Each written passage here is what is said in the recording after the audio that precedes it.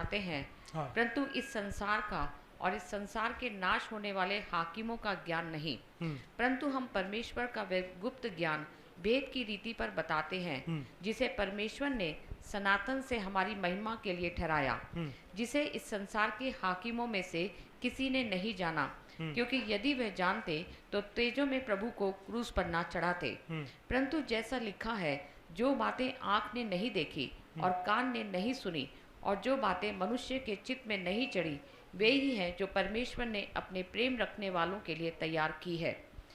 परंतु परमेश्वर ने उनको अपने आत्मा के द्वारा हम पर प्रकट किया, क्योंकि आत्मा सब बातें वरन परमेश्वर की गूढ़ बातें भी जांचता है। मनुष्यों में से कौन किसी मनुष्य की बातें जानता है? केवल मनुष्य का आत्मा जो उसमें है। वैसे ही परमेश्वर की बातें भी कोई नहीं जानता, केवल परमेश्वर का आत्मा। परंतु हमने संसार की आत्मा नहीं, परंतु वह आत्मा पाया है जो परमेश्वर की ओर से है, कि हम उन बातों को जाने जो परमेश्वर ने हमें दी है, जिनको हम मनुष्य के ज्ञान की सिखाई हुई बातों में नहीं, परंतु आत्मा की सिखाई हुई बातों में आत्मिक बातों से मिला मिलाकर सुनाते हैं। परंतु शारीरिक मनुष्य परमेश्वर के आत्मा की बातें ग्रहण नहीं करता, क्योंकि वह उसकी दृष्टि में मूर्खता की बातें हैं, और ना वह उन्हें जान सकता है, क्योंकि उनकी जांच आत्मिक रीति से होती है। आत्मिक जन सब कुछ जांचता है, परंतु वह आप किसी से जांचा नहीं जाता, क्योंकि प्रभु का मन किसने जाना है कि उसे सिखाए, परंतु हम में मसीह का मन है। Praise God. इस पूरे भाग को मैं 4 भागों में डिवाइड करके समझाने की कोशिश करूंगा, ताकि हम जो वचन हमने फ्राइडे को सीखा है, समझा है, उसको हम लगातार उसमें बने रह सकें। पहले जो अध्याय है, जो भाग है, उसका है 6 से लेके 8 वाक्य तक, जो हमें ये सिखाता है कि सिद्ध लोग में हम ज्ञान सुनाते हैं, परंतु इस संसार का और इस संसार के नाश होने वाले हाकिमों का ज्ञान नहीं। तो सबसे पहले हमें ये समझना जरूरी है कि हम जो ये ज्ञान सुना रहे हैं, क्योंकि इसके ज्ञान के बारे में विषय जो है वो दूसरे अध्याय के शुरू से ही शुरू हो जाता है, कि वह ज्ञान के बारे में, ज्ञान की उत्तमता के साथ कैसे उसको इस्तेमाल किया गया है उसके बारे में बताता है। क्योंकि मैंने ये ठान लिया है, दूसरा वाक्य इस तरीके से कहता है, क्योंकि मैंने ये ठान लिया था कि तुम्हारे बीच यीशु मसीह वरन क्रूस पर चढ़ाए हुए मसीह को छोड़ और किसी बात को ना जानूं। ये बात, ये सुसमाचार जो सुनाना है, वो बात को वो कहने के बारे में कहता है। लेकिन वो फिर कहता है, मैं निर्बलता और भय के साथ और बहुत ही थरथराता हुआ तुम्हारे साथ रहा, और मेरे वचन और मेरे प्रचार में ज्ञान की लुभाने वाली बातें नहीं, परंतु आत्मा और सामर्थ का प्रमाण था, इसलिए कि तुम्हारा विश्वास मनुष्यों के ज्ञान पर नहीं, परंतु परमेश्वर की सामर्थ पर निर्भर रहे। हमने बहुत बातें सुनी है फ्राइडे को, उन्होंने बहुत सारी बातें सिखाई हैं, लेकिन हम उन ज्ञानों के अंदर ही सीमित ना रह जाएं, क्योंकि परमेश्वर की सामर्थ पर हमें निर्भर होना है। Praise the Lord. हम उसी बात में फिर वो उस बात को कंटिन्यू करता हुआ पौलुस कुरिन्थियों की कलीसिया को ये 6 और 7वें और 8वें वाक्य में कह रहा है कि जो ज्ञान हम सिखाते हैं वो इस संसार के ज्ञान के समान नहीं है। कहने का मतलब, पैसे कैसे हैंडल करना है, संसार एक रीति से सिखाता है, परमेश्वर एक रीति से सिखाता है। तो हम ज्ञान जब बांटते हैं, हम संसार की चीजों को देखकर, संसार के तौर तरीकों को देखकर हम उन ज्ञानों को नहीं बांटते हैं, लेकिन हम परमेश्वर की सामर्थ में होकर उस पे निर्भर करते हुए अपने ज्ञान को बांटते हैं। Praise the lord, praise the lord. 7वां वाक्य हमसे कह रहा है, परंतु हम परमेश्वर की वह गुप्त ज्ञान भेद की रीति पर बताते हैं, जिससे परमेश्वर ने सनातन से हमारे महिमा के लिए ठहराया है। कहने का मतलब क्या है, ये ज्ञान आज नहीं उत्पन्न हुआ है। ये जो ज्ञान हम सुना रहे हैं, जो परमेश्वर का ज्ञान है, ये एक आज इस पल और इस घड़ी के अनुसार नहीं बनाया गया है। परमेश्वर ने इस ज्ञान की उत्पत्ति सनातन से करके रखा हुआ है। Praise the Lord. वो जानता है, क्योंकि परमेश्वर के दास ने इस तरीके से कहा है कि उसने हमारा अंत देखकर शुरुआत में ही सारी बातों की रचना कर दी। Praise the Lord. तो हमारा अंत हमें पता है कि हम कैसे खत्म होंगे, या हम कैसा जीवन बिताएंगे, या हम कहां तक हम पहुंच पाएंगे, या किस समय काल तक हम रहेंगे, वो सब कुछ परमेश्वर जानता है। जानते हुए उसने उस ज्ञान को पहले से ही बता दिया है। Praise Lord. तो हम ये कहीं कह नहीं सकते कि परमेश्वर का वचन तो इतने साल पहले लिखा हुआ था, वो हमारे समय में लागू नहीं होता है। हम ये ना बोलें।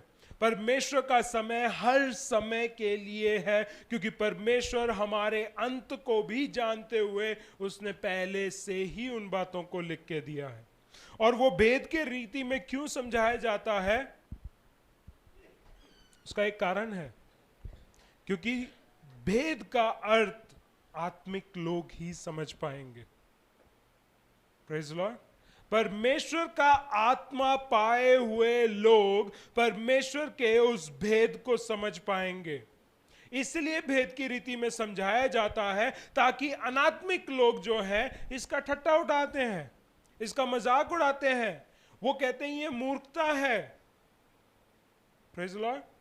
और वो बात को हम बाद में देखेंगे, लेकिन ये बात परमेश्वर का दास इस तरीके से समझा रहा है कि हम भेद की रीति से समझाते हैं कि क्या वचन, क्या ज्ञान परमेश्वर से हमने पाया है, वो भेद की रीति से इसलिए समझाया जाता है ताकि एक आत्मिक व्यक्ति ही उसका अर्थ समझ सके और उसको अपने जीवन में लागू कर सके। परमेश्वर ने वचन में और जगह लिखा हुआ है कि ये बहुमूल्य वस्तु है, इसे किसके सामने नहीं डालना है? सुअर और बोलो कुत्ते। सुअर और कुत्तों के सामने इन बहुमूल्य वस्तु को नहीं डालना है। लेकिन यीशु मसीह जब प्रचार कर रहे थे तो उनके पीछे क्या थी? क्या थी? भीड़ थी।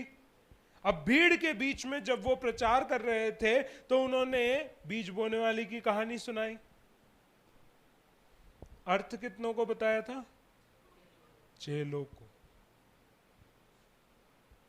प्रचार जब किया, वो कहानी जब सुनाई, भीड़ को सुनाई। 5,000 लोग, 6,000 लोग, 7,000 लोग, गिनती कितनी थी मुझे नहीं पता है। उतने लोगों को वो कहानी सुनाई, लेकिन कहानी का अर्थ जो सुनाया गया सिर्फ चेलों को सुनाया गया। Praise the Lord. वैसे ही परमेश्वर का दास यहां पौलुस भी कह रहा है कि भेद की रीति से हम आपको वो ज्ञान की बातें समझा रहे हैं। अभी मैं बार बार जब ज्ञान यूज कर रहा हूं, कुछ लोग इसको परमेश्वर के ज्ञान के साथ तुलना करके परमेश्वर के ज्ञान की बातों के बारे में चिंता कर रहे हैं। लेकिन बाकी लोग क्या सोच रहे हैं संसार के ज्ञान के बारे में, कि मेरे को कितना डिग्री लिया है, कितना पढ़ाई किया है, मैं लिख सकता हूं या पढ़ सकता हूं, वो सारी बातों के बारे में सोच रहे हैं। वो क्यों है? क्योंकि हम या तो शारीरिक हैं या हम आत्मिक हैं। यही 2 कैटेगरी हो सकता है, और उस कैटेगरी में हम कहां पे हैं वो हमें देखना है। क्योंकि 8वां वाक्य इस तरीके से कह रहा है, जिससे इस संसार के हाकिमों में से किसी ने नहीं जाना। क्या नहीं जाना? परमेश्वर के ज्ञान को नहीं जाना। क्योंकि अगर वो ज्ञान को पहचान लेते कि परमेश्वर ने यीशु मसीह को क्यों भेजा है, किस कारण से भेजा है, किस कार्य के लिए भेजा है, तो वो कभी भी यीशु मसीह को क्रूस पर नहीं चढ़ाते। Praise the Lord. इसलिए परमेश्वर ने उसको भेद में रखा है। कुछ ही लोगों को पता है कि यीशु मसीह कौन है। यीशु मसीह आप चिल्ला चिल्ला के बोल चुका है, लेकिन सब लोग उस बात को समझ नहीं पाए कि यह परमेश्वर का पुत्र है। Praise the Lord, hallelujah. अब दूसरा भाग जो है वो बताता है कि किस तरीके से हम इन बातों को समझ सकते हैं। 9वां वाक्य से लेके हम पढ़ेंगे उसका 13वां वाक्य तक। परंतु जैसा लिखा है, हाँ। जो बातें आंख ने नहीं देखी, आंखों ने नहीं देखी, और कान ने नहीं सुनी, कानों ने नहीं सुनी, और जो बातें मनुष्य के चित्त में नहीं चढ़ी, हाँ, वे ही हैं जो परमेश्वर ने अपने प्रेम रखने वालों के लिए तैयार की है। वो बातें किसके लिए रखी हुई हैं? जो परमेश्वर से प्रेम करते हैं उन्हीं लोगों के लिए वो बातें रखी हुई हैं। बाकी लोगों के पास आंख होते हुए भी वो देख नहीं पाएंगे, कान होते हुए भी वो सुन नहीं पाएंगे, और ये सारी बातें मनुष्य के चित्त में नहीं चढ़ेंगी, कितना भी कोशिश कर लो। तो हम जब प्रचार करते हैं तो हम कई बार ये सोचते हैं ये क्यों नहीं समझ रहा, ये क्यों नहीं समझ रहा, क्यों नहीं समझ रहा है। जब तक उसके अंदर परमेश्वर का प्रेम नहीं है वो नहीं समझ सकता। Praise the Lord, praise the Lord. फिर आगे देखेंगे 10वां वाक्य। परंतु परमेश्वर ने हाँ। उनको अपने आत्मा के द्वारा हाँ। हम पर प्रकट किया। परमेश्वर उन ज्ञान की बातें जो गुप्त रीति से और भेद की रीति से सिखाई जाती हैं, उन बातों का अर्थ हमारे ऊपर प्रकट करता है, तो वो आत्मा के द्वारा करता है। Praise the Lord. इसलिए कई लोग जब मेरे पास आके पूछते हैं कि आज का वचन मुझे समझ में नहीं आया, या जो आप समझाना चाह रहे थे मेरे को समझ में नहीं आया। क्यों नहीं समझ में आया? क्योंकि हम आत्मा को नहीं पाए हुए हैं। नहीं पाए हुए का मतलब मैं अभी भी समझाना चाहता हूं। फ्राइडे को समझाया गया है कि आपके पास आत्मा है, लेकिन आपने एक्टिवेट नहीं कर रखा है, उसको चालू नहीं रखा है, उसकी बातें हम नहीं सुनते हैं, उसके अनुसार हम अपने जीवन को नहीं चला रहे हैं। परमेश्वर के आत्मा को अगर शोक कर दिया या चुप करा दिया, वो चुप हो जाएगा। और उसके बाद आप परमेश्वर के वचन को सीखना चाहेंगे, समझने की कोशिश करेंगे, नहीं समझ में आएगा। क्योंकि परमेश्वर खुद कह रहा है कि परमेश्वर उन बातों को हमारे जीवन में प्रकट आत्मा के ही द्वारा करता है। तो इसीलिए हम आत्मा जो पाए हुए हैं, हमने अगर विश्वास किया है, यीशु मसीह के सुसमाचार पे बपतिस्मा लिया है, अपने जीवन को सही तरीके से परमेश्वर के वचन के अनुसार जी रहे हैं, आत्मा के अधीनता में जी रहे हैं, तब ही हम परमेश्वर के ज्ञान का भेद समझ सकते हैं। आगे, क्योंकि आत्मा सब बातें, हाँ, वरन परमेश्वर की गूढ़ बातें भी जांचता है। परमेश्वर की सारी बातों को, सारी बातें इस संसार की जो हमारे जीवन और आत्मिक जीवन के लिए जरूरी है और हमें समझाने के लिए जरूरी है कि ये काम करो और ये काम ना करो, कैसे वो करता है? वो खुद ही उस बात को फिल्टर करके हमें देता है। Praise the Lord. यदि मैं नहीं जानता कि परमेश्वर का क्या इच्छा है इस एक कारण के लिए या एक विषय के लिए, और मैं देखता हूं कि बाइबल में उस विषय के बारे में लिखा नहीं है। अब इंटरनेट को कैसे यूज करना है बाइबल में नहीं लिखा है, लेकिन उस बात को समझाने के लिए परमेश्वर का आत्मा परमेश्वर के ज्ञान और इस समय के ज्ञान को तोल मोल के जांच के फिर बताता है कि ये तुम्हारे लिए सही है। Praise the Lord. इसलिए हम सोचें कि कई बातें हम कहते हैं कि ये बाइबल में नहीं लिखी हैं तो हम कर सकते हैं, है?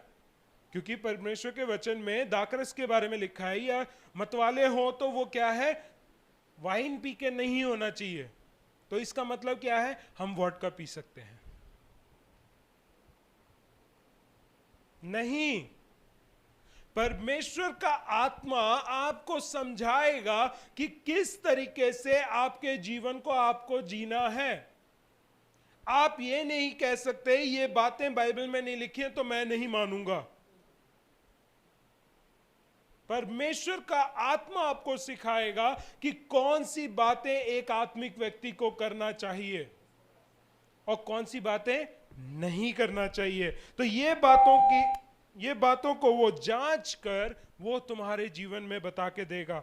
11वां वाक्य। मनुष्यों में से कौन हाँ, किसी मनुष्य की बातें जानता है? हाँ, केवल मनुष्य की आत्मा जो उसमें है। अब परमेश्वर के अलावा परमेश्वर मनुष्य के आत्मा को भी समझाना चाहता है, और वो कह रहा है कि एक मनुष्य दूसरे मनुष्य को कैसे जान पाता है? उसके अंदर मनुष्य की आत्मा है। मैं कैसे जान सकता हूं कि उसके या किसी एक व्यक्ति का इंटेंशन मेरी बेटी के लिए गलत है? मनुष्य की आत्मा मेरे अंदर है, मैं जानता हूं कि वो किस तरीके से छू रहा है। मेरी आत्मा में मुझे बेचैनी हो जाएगी कि ये ऐसे नहीं छू सकता है, या किन नजरों से देख रहा है, या कैसी बातें वो बोल रहा है। उनसे मुझे खुद ही आभास हो जाएगा कि ये व्यक्ति सही नहीं है, इसके मन में कुछ और चल रहा है। बेशक मुंह में बहुत अच्छा है, ये मेरी बेटी है, ऐसे करके हाथ अगर कहीं और जा रहा है तो मुझे पता है कि उसका बोल कुछ और है, हाथ कुछ और है, और उसके मन के अंदर कुछ और बात है। है ना। और ज्यादातर ये बातें मैं क्यों बोलना चाह रहा हूं, क्योंकि लेडीज जो हैं इन बातों को जानती हैं, और बेटियां उनके पास आके बोलती हैं तो कहते हैं नहीं नहीं ऐसा कुछ नहीं है, ऐसा कुछ नहीं किया होगा उन्होंने, ऐसे प्यार से करते हैं, वो तो हमारे चाचा है, ताऊ है, ये है, अंकल है, वो है, ये करके उनको नकार देते हैं।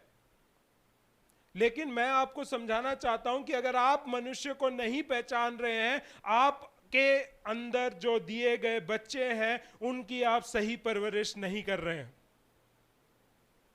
सीधा बोलना चाहता हूं, आपको पता होना चाहिए कि आपका बच्चा किस संगति में बैठ रहा है, आपको पता होना चाहिए कि आपके बच्चे के साथ क्या क्या हो रहा है।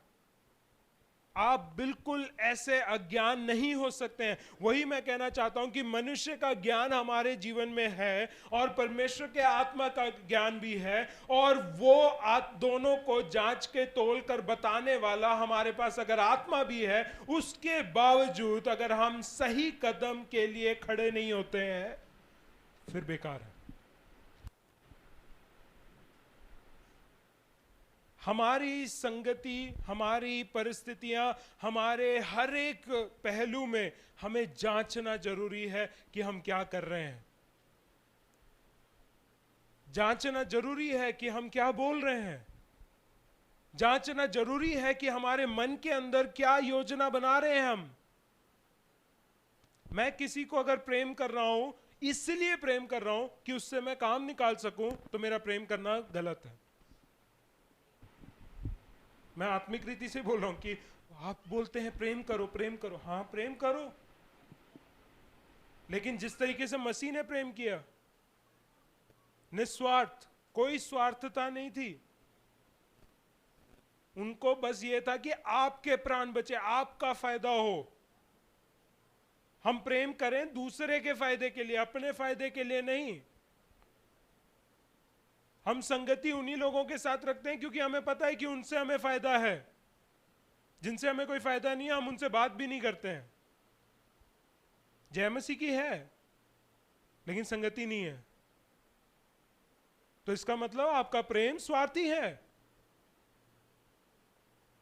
तो परमेश्वर का आत्मा आपके अंदर अगर वास कर रहा है और आप उसका दावा कर रहे हैं, और परमेश्वर का वचन भी उस बात का दावा कर रहा है, और फिर भी आप उसके आत्मा के अनुसार अगर नहीं चल रहे हैं, तो आपके अंदर आत्मा एक्टिवेटेड नहीं है।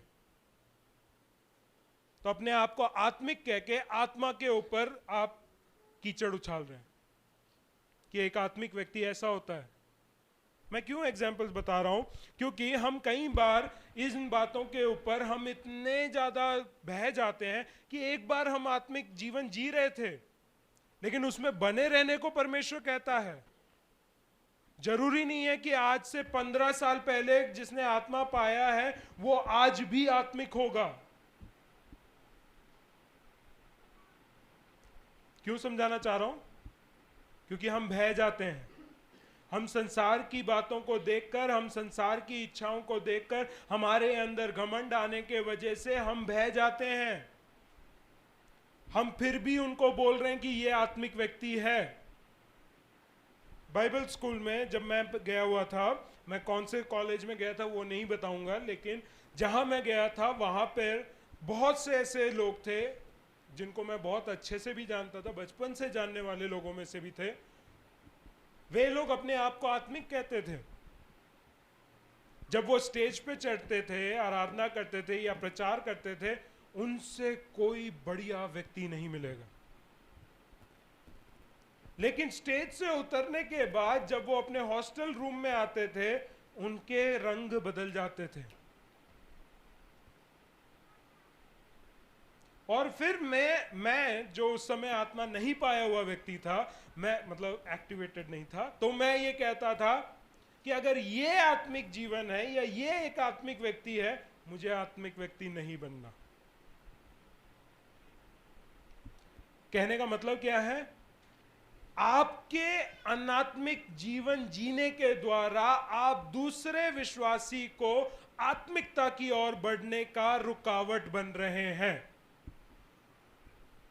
और अगर सीधे भाषा में बोलूं, इंग्लिश में, हिंदी, सॉरी, यीशु ने जो कहा है उस भाषा में बोलूं तो यीशु ने कहा है, हाय उस पर जिसके कारण ठोकर लगता है। उसको क्या करना चाहिए? चक्की का पाट अपने गले पे लगाकर समुद्र में डूब जाना चाहिए। वो भला है उसके लिए।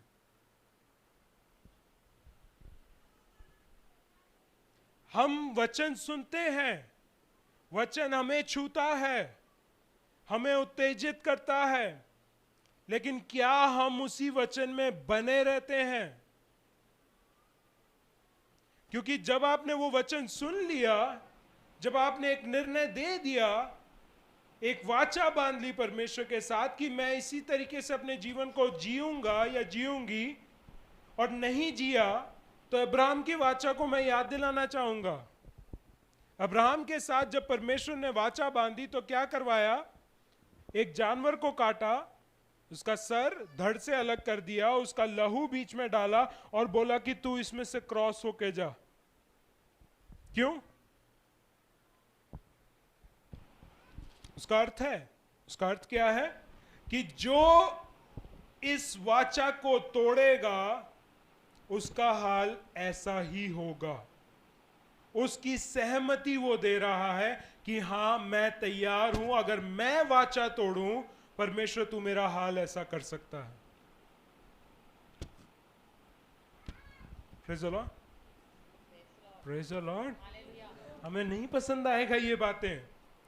हम परमेश्वर से वाचा बांध चुके हैं। जब मसीह के लिए हमने बपतिस्मा लिया था, क्या वाचा बांधा है? कि मैं मृत्यु तक, प्रेज़ द लॉर्ड, और नहीं रहे तो नरक की आग तैयार है। फिर हम ये नहीं बोलना कि परमेश्वर तूने मेरे साथ ऐसा क्यों कर दिया, मैं तो ऐसे ऐसे ऐसे ऐसे ऐसे, ऐसे जी रहा था। जो वचन आप सुन रहे हैं, यही वचन आपके लिए न्याय के सामने खड़ा हो जाएगा, न्यायाधीश के सामने, और कहेगा ये वचन मैं सुन चुके हैं ये लोग, और ये इसके अनुसार नहीं चले हैं। फिर निर्णय लो ना लो वो आपके ऊपर है। आपने वचन सुन लिया, ये करना चाहिए, ये ऐसे होना चाहिए, ऐसे जीना चाहिए, आपने सुन लिया। लेकिन अगर आपने नहीं किया, वो आपका निर्णय है। वो आप अपना निर्णय दिखा रहे हैं कि मैं इन बातों के अनुसार नहीं चलूंगा। लेकिन वो बातें, वो वचन, वो प्रचार परमेश्वर के सामने खड़े होकर गवाही देगी कि ये प्रचार इन लोगों ने सुना है। आज 11 तारीख है, लिख के रख लो डेट में कि आज का प्रचार क्या था। ठीक है, तो परमेश्वर के मन को फिर कौन जान सकता है? वैसे ही आगे 11वां वाक्य में, वैसे ही परमेश्वर की बातें भी हाँ, कोई नहीं जानता, कोई नहीं जानता, केवल परमेश्वर का आत्मा। केवल परमेश्वर का आत्मा जानता है। Praise the Lord। हम परमेश्वर के मन को जानना चाहते हैं, परमेश्वर के आत्मा को एक्टिवेट करो, क्योंकि परमेश्वर का आत्मा ही परमेश्वर के मन की बातों को जानता है। फिर आगे 12 वाक्य से, परंतु हमने संसार की आत्मा नहीं, परंतु वह आत्मा पाया है जो परमेश्वर की ओर से है, कि हम उन बातों को जाने जो परमेश्वर ने हमें दी हैं। हाँ, 13वां वाक्य, जिनको हम मनुष्य के ज्ञान की सिखाई हुई बातों में नहीं, हाँ, परंतु आत्मा की सिखाई हुई बातों में आत्मिक बातें आत्मिक बातों से मिला मिला कर सुनाते हैं। Praise the Lord। परमेश्वर का दास अब यहाँ पे क्या कह रहा है कि हम ये बात को जान के रख लें कि संसार की एक आत्मा भी है, परमेश्वर की भी एक आत्मा है। जब एक व्यक्ति परमेश्वर के आत्मा के बगैर संसार की आत्मा में एक्टिवेटेड है, वो आत्मा से जो भरा हुआ व्यक्ति है उससे बातचीत करेगा तो वो भिड़ेगा।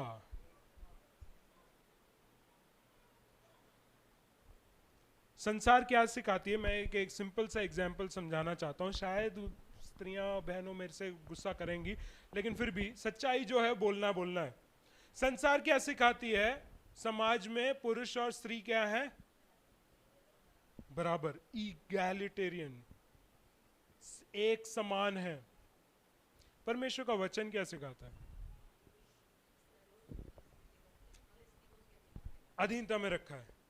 परमेश्वर ने स्त्रियों को पुरुषों के सहायक के रूप में बनाया है, और अगर आप शादीशुदा हैं तो आप पति के अधीन में रहना है। वो नए नियम में हो पुराने नियम में हो, दोनों में सेम तरीके से लिखा गया है, लेकिन पुराने नियम में और भी एक्सट्रीम तरीके से लिखा है कि वो तुम्हारा मालिक है और तुम उसकी दासनी हो।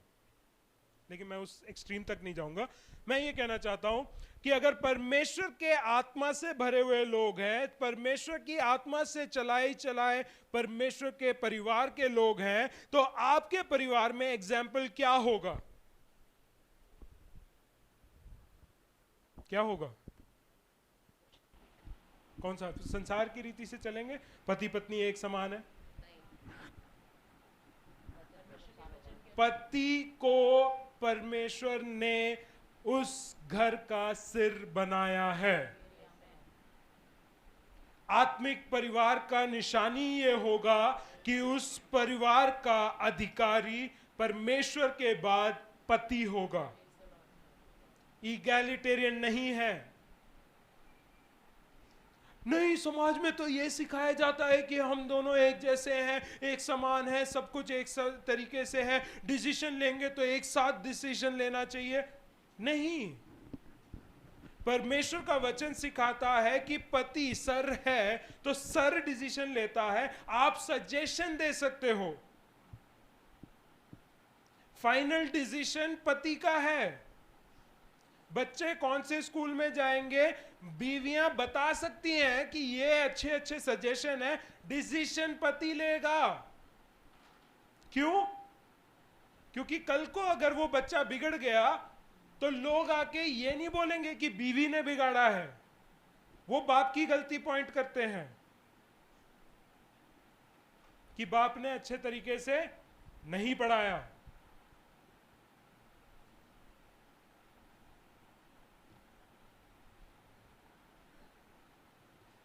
फायदा होगा तो, गर्व होगा तो। किसका बेटा बोलते हैं? शर्मा जी का बेटा। नॉर्मल डायलॉग है इसलिए मैंने उठाया हूं कि शर्मा जी का बेटे ने देखो कितना स्कोर किया है। और शर्मा जी की बीवी का नाम नहीं ले रहे हैं उसमें। एक बाप का कर्तव्य है कि वह अपने घर का अच्छा प्रबंधक बने।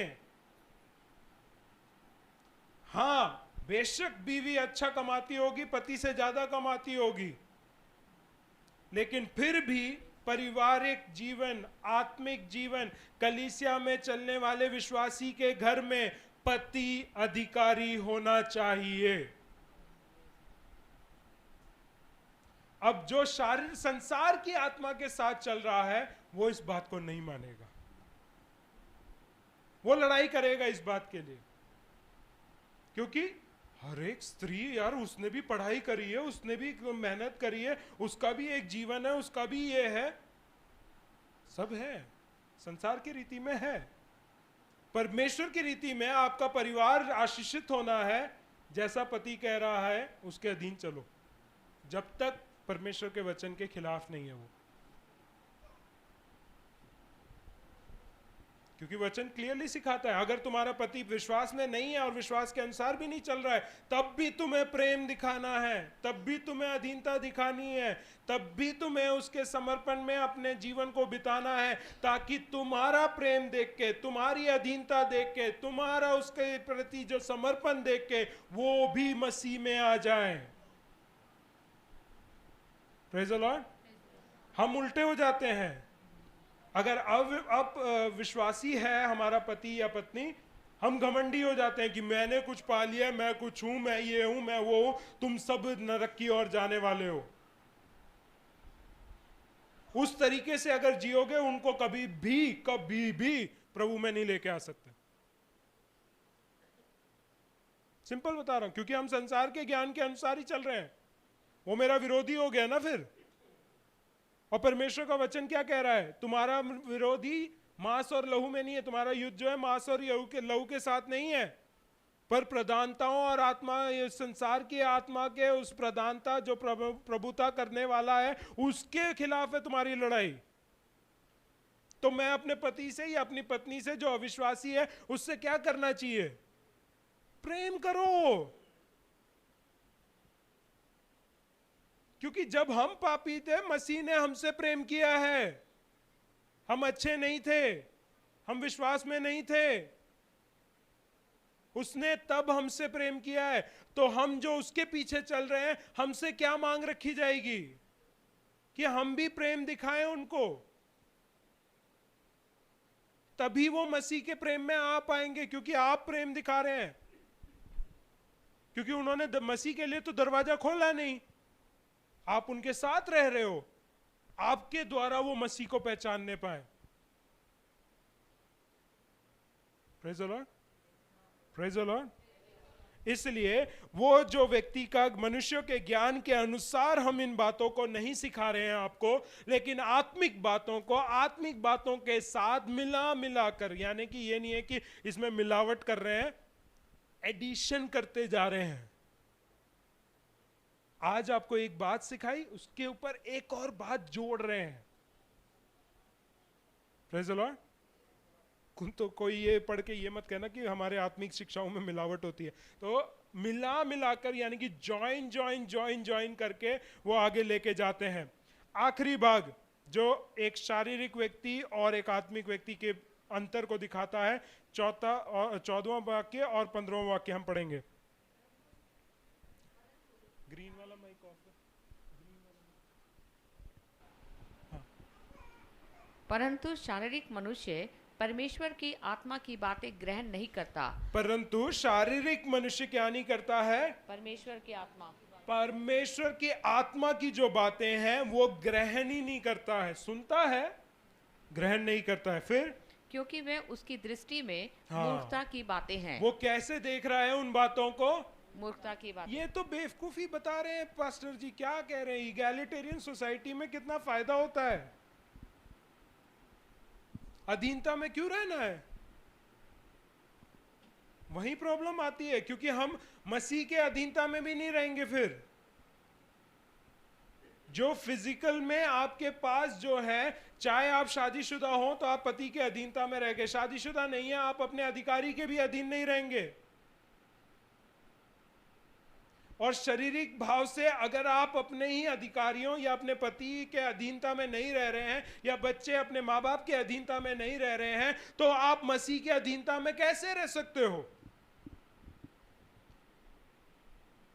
जो बात दिख रहा है उसमें आप नहीं कर पा रहे, जिसको तुम देख नहीं रहे हो उसके अधीनता में कैसे रह सकते हो? ठीक है। तो वो इसी तरीके से देखता है कि तुम्हारी आत्मा की जो बातें हैं वो हमारे लिए क्या है? मूर्खता है। इसमें कोई फल नहीं मिलेगा, प्रतिफल नहीं मिलेगा। फिर और ना वह उन्हें जान सकता है। हाँ। क्योंकि उनकी जांच आत्मिक रीति से होती है। वो जान ही नहीं सकता है, क्योंकि उनकी परख, उन आत्मिक बातों की जो परख है वो आत्मा से ही होता है। तो एक शारीरिक व्यक्ति जो है वो आत्मिक बातों को कभी समझ ही नहीं सकता है। कितना भी समझा दो वो नहीं समझ सकते हैं, क्योंकि वो शरीर के भाव से उन बातों को देख रहे हैं, और जब शरीर के भाव से वो देख रहे हैं वो बातें उनके लिए मूर्खता हैं। इसलिए फिर आगे 15वां वाक्य आत्मिक जन के बारे में बताता है। आत्मिक जन सब कुछ जांचता है। सब कुछ जांचता है। हम कई बार ना हम अपना गार्ड जो है ना, जो एक इंग्लिश का एक फ्रेज है, don't put your guard down. हम कुछ लोगों के लिए हम अपनी सुरक्षा का जो ये कवच है उसको हम नीचे कर देते हैं और उनको अलाउ करते हैं कि वे लोग आकर हमला कर सकें। ज्यादातर नहीं करते, सब प्रेम भी करते हैं, इसलिए हमारा रिश्ता होता है, इस वजह से हम अपना गार्ड डाउन कर देते हैं। लेकिन सावधान इस बात से रहो कि जब गार्ड डाउन होते हैं तब ज्यादा अटैक पाने के लिए आप अपने आप को खोल के दे देते हैं। इसलिए कई बार हम ज्यादा दुखी कब होते हैं? जब हमारे प्रेम करने वाले हमको धोखा देते हैं। मैंने अपना दिल खोल के दिया था, उसने दिल को तोड़ दिया। परमेश्वर का आत्मिक जन क्या करेगा? हर एक चीज को, सब बातों को वो जांचता रहेगा। मेरे साथ अगर कोई आके जय मसीह की भी बोल रहा है, उसमें भी जांचो क्यों जय मसीह की बोल रहा है, आज ही क्यों बोल रहा है। शायद वचन की वजह से बोल रहा होगा, लेकिन वो अच्छी बात है, लेकिन उसके अलावा क्यों आया, आज ही क्यों, जांचो। शायद उसकी कोई प्रॉब्लम होगी, उससे आप पूछो आप कैसे हो, मैं ठीक हूं। एक और बार पूछो आप सही में ठीक हो, हाँ मैं ठीक हूं, बिल्कुल सही में ठीक हो। नहीं, मेरे जीवन में ये चल रहा है।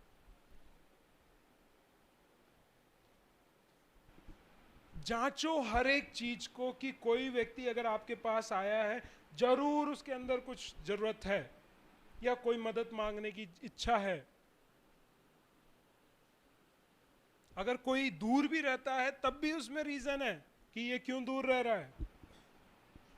जब डिप्रेशन में होते हैं लोग, वो किसी से बात करना नहीं पसंद करते हैं,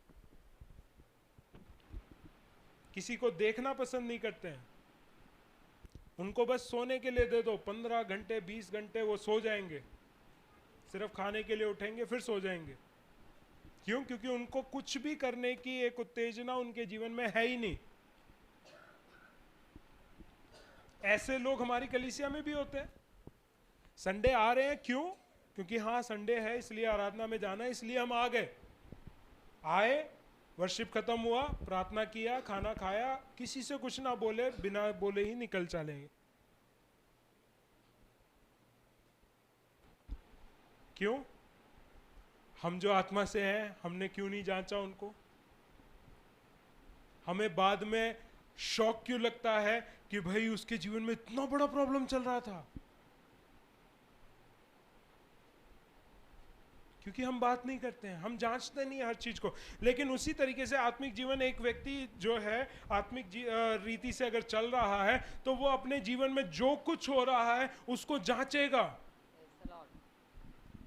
कोई आशीष आ रही है, एकदम से ये नहीं विश्वास करना कि परमेश्वर से आ रही है, शैतान भी ला सकता है।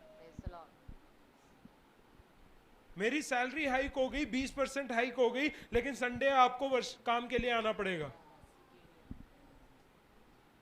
प्रभु ने मेरी प्रार्थना सुन ली कि 20% का हाइक मिल गया और मैं संडे त्यागने को तैयार हूं, क्योंकि ये प्रभु की ओर से। जांचो, हर एक फायदे की चीज आपके फायदे के लिए नहीं है, ये समझो। हर एक फायदे की चीज आपके फायदे की नहीं है, समझ जाओ इस बात को। इंग्लिश में एक कहावत है, हर चमकने वाली चीज सोना नहीं है। Everything that shines is not gold. उसी तरीके से हर एक फायदे की चीज आपके फायदे की नहीं है। मैं बार बार इस बात को कह रहा हूं, इसलिए जांचो कि ये सचमुच मेरे फायदे की है, मेरे आत्मिक उन्नति के लिए है, मेरी कलीसिया की उन्नति के लिए है, राज्य की बढ़ोतरी, परमेश्वर के राज्य की बढ़ोतरी के लिए है। अगर है, जांचो पूरी तरीके से, रिसर्च करके तब जाके उसको अपने जीवन में रिसीव करो। प्रचार, जो भी प्रचार करने आते हैं, मैं पास्टर का धन्यवाद करता हूं, पास्टर ने इस तरीके से बोला कि हम पासबानों को इस चर्च में इसलिए बुलाते हैं ताकि आपकी आत्मिक आशीष मिल सके, आपकी आत्मिक उन्नति हो सके। लेकिन जितने भी पासबानी आते हैं उनके ऊपर अंधा विश्वास मत करो, जांचो कि क्या बोल रहे हैं वो, जांचो कि उनके टॉपिक में, उनकी बातों में, उनके रेफरेंस जहां से वो उठा रहे हैं, उन सभी बातों को जांचो कि ये सही है कि नहीं। एक आत्मिक व्यक्ति वैसा ही होगा, सब कुछ को जांचने वाला, क्योंकि उसका जीवन वो पवित्र रखना चाहता है। पवित्र का मतलब क्या है? अपने आप को अलग करके रखना चाहता है, सेपरेट रखना चाहता है। अगर वो है तो वो कभी भी ये नहीं चाहेगा कि कोई भी गंदगी उसके जीवन में आ जाए। मुझे गंदगी से दूर रहना है, प्रेज़ द लॉर्ड। तो वो जांचेगा कि वो सारी चीजों को, परंतु आप किसी से जांचा नहीं जाता। हाँ, 16वां वाक्य भी पढ़ेंगे, लास्ट पॉइंट है वो। क्योंकि प्रभु का मन किसने जाना है कि उसे सिखाए, परंतु हम में मसीह का मन है। Praise the Lord. हम परमेश्वर के मन को जांच कर उसको सिखाने के लिए तैयार ना हो, हम आत्मिक होने के बाद हम कई बार परमेश्वर को सिखाने निकल जाते हैं, लेकिन उस बात के लिए परमेश्वर का आत्मा हमें नहीं दिया गया है। कैसे सिखाने जाते हैं वो भी हमें पता है। हम प्रार्थना करके सिखाना शुरू कर देते हैं, प्रभु तेरे वचन में ये लिखा है, तेरे वचन में वो लिखा है, ये सब लिखा है, इस वजह से तू ये कर दे। आप कौन है? आपने कितनी सृष्टि की रचना करी है? कितने जीव आपके द्वारा रचाए हुए हैं कि आप उसको समझाने जा रहे हैं, सिखाने जा रहे हैं? हाँ, वायदे को मांगना अलग चीज है। तेरे कोड़े खाने से मुझे चंगाई मिली है, प्रभु मुझे चंगाई दे, वो सही है। ये लिखा है इसलिए तेरे को करना पड़ेगा। हम परमेश्वर को सिखाने लग जाते हैं क्योंकि हम कोई बातों को, जैसे एक सिंपल सा एग्जांपल उठा रहा हूं कि मेरे को एक जगह जाना है और वो जगह पाप से भरी हुई है। परमेश्वर मैं क्यों नहीं जा सकता हूं उधर? मैं उपवास में जाऊंगा, कुछ नहीं खाऊंगा, कुछ नहीं पीऊंगा, कुछ नहीं करूंगा, मैं बस जाना चाहता हूं। प्रभु क्या कह रहे हैं? नहीं जा, तेरी उन्नति नहीं है उधर, मेरी संगति वहां नहीं हो रही है, मेरा नाम की आदर नहीं हो रही है, तेरे को क्यों जाना है वहां पे? फिर हम बोलेंगे रिश्तेदारी निभानी है, हमें ये करना है, हमें वो करना है, हमें प्रेम दिखाना है, हमें उनकी संगति के बिना हम कैसे लेके आएंगे उनको? ऐसे अगर लॉजिक बताएंगे तो फिर एक दारू पीने वाले को सही करने के लिए आप तो उसके दारू के अड्डे में जाओगे।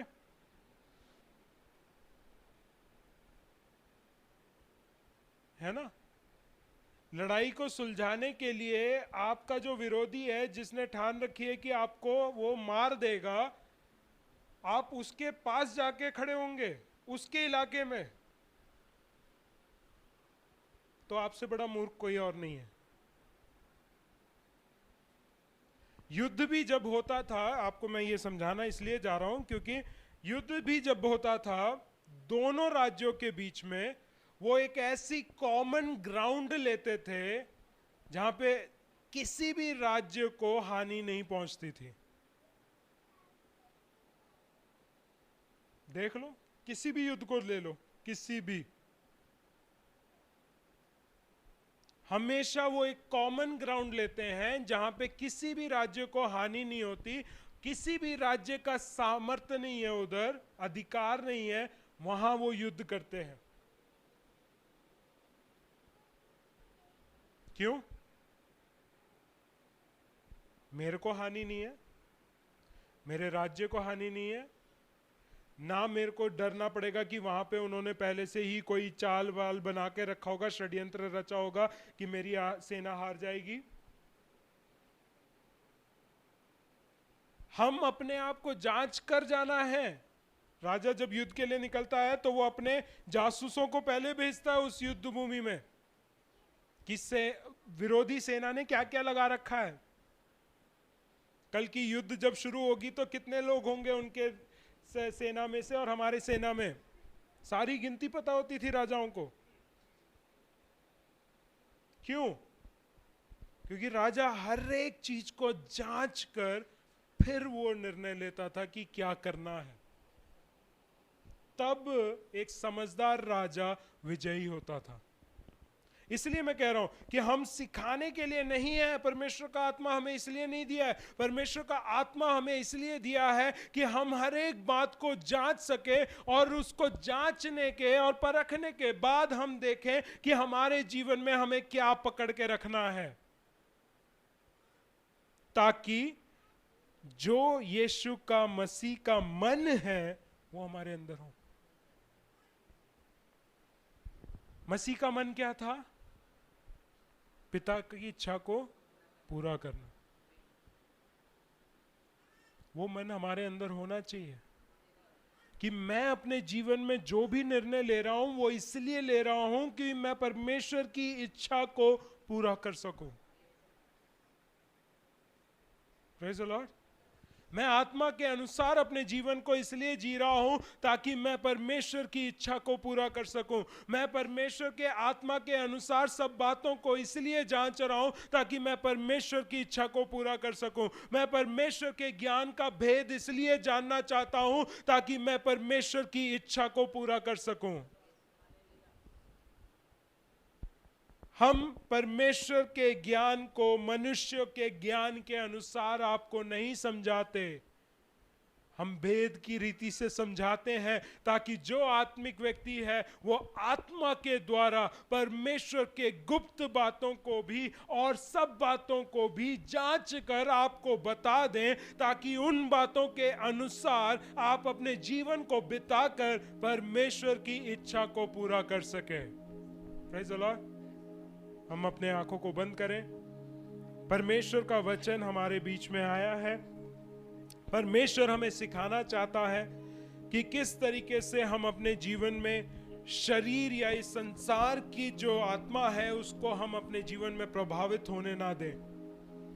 परमेश्वर ने हमें बुलाया, परमेश्वर ने हमें बनाया, हमें रचा है, हर एक रीति से हमें अलग बातों में हर एक चीजों से अलग करके रखा है ताकि हम उसकी इच्छा के अनुसार बन जाएं और उसके पुत्र के रूप को अपने अंदर से निकाल कर हम दिखा सकें कि हम मसीह के मन को अपने अंदर रखते हैं और उसी के अनुसार हम परमेश्वर तेरी इच्छा को पूरा करते हैं। हम अपने आप को संसार के सदृश ना बनाएं, उनकी सोच, उनके सिद्धांत, उनके विचार धारणाएं, उनके अनुसार हम अपने जीवनों को ना चलाएं, क्योंकि एक आत्मिक व्यक्ति के लिए वो फायदेमंद नहीं है। जो हमारे लिए फायदेमंद है वो परमेश्वर का आत्मा हमें सिखाता है, हमें समझाता है। उन बातों को हम जांचें, परखें कि परमेश्वर क्या सिखाना चाह रहा है, परमेश्वर का मन क्या है मेरे जीवन के लिए, मेरे परिवार के लिए, मेरी कलीसिया के लिए, परमेश्वर की सेवकाई के लिए मेरे को क्या कैसे करना है। परमेश्वर वो बातों को समझाने के लिए, उन बातों में निरंतर बने रहने के लिए परमेश्वर तेरे आत्मा की जरूरत है।